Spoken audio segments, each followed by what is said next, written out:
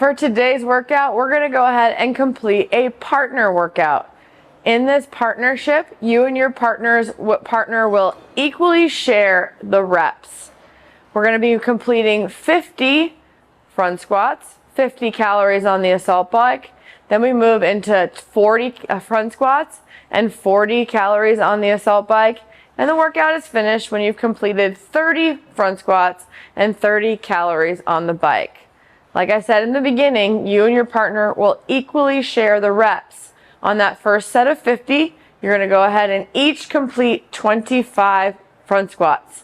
Now, how you break that up is solely up to you and your strategy, so you don't have to do 25 straight before you switch. I do recommend trying to keep these sets a little bit smaller and move through it quickly. So sets of 5 may have you moving much faster rather than doing 5s, 10s, 15s, or even 25.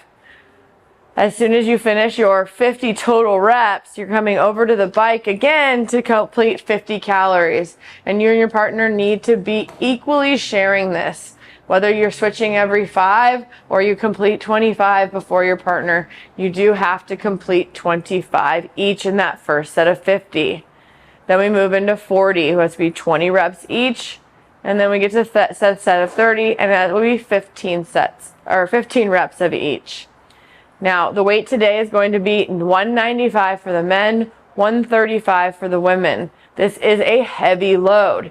This is going to be a heavy load. It's going to be approximately 60-ish% of your 1 rep max, okay? So it's going to be somewhere around 50 to 60%. If you need to scale it, I do recommend going off of that. If you and your partner are sharing a bar and you have differing weights, there's no problem in stripping the weight and putting it back on. That little bit of extra rest may actually benefit you as you move through this. The same thing goes for the assault bike. Now, if you're doing 5 reps of 5 here at the front squat bar, you may not want to do 5 here on the bike. That might be too much transition.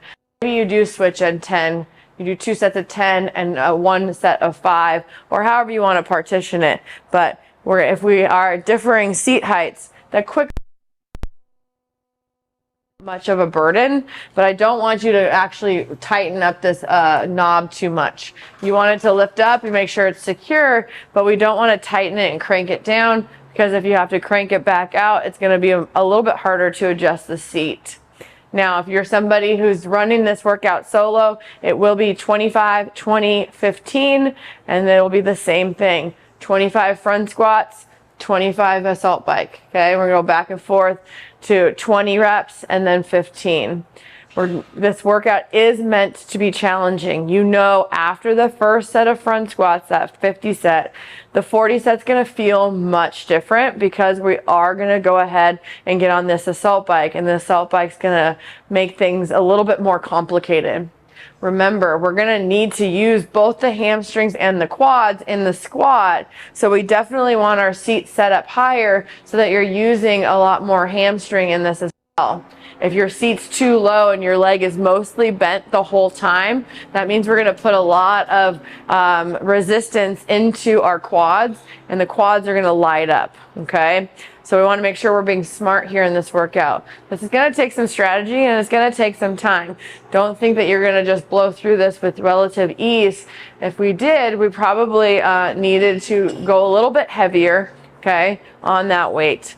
But this workout's going to be fun, and strategy is going to pay off. So make sure you and your partner have an opportunity to talk about the plan. And if the plan doesn't work out in the middle of the workout, go ahead and reach into that back pocket and pull out the new plan. Sometimes you have to adjust on the fly.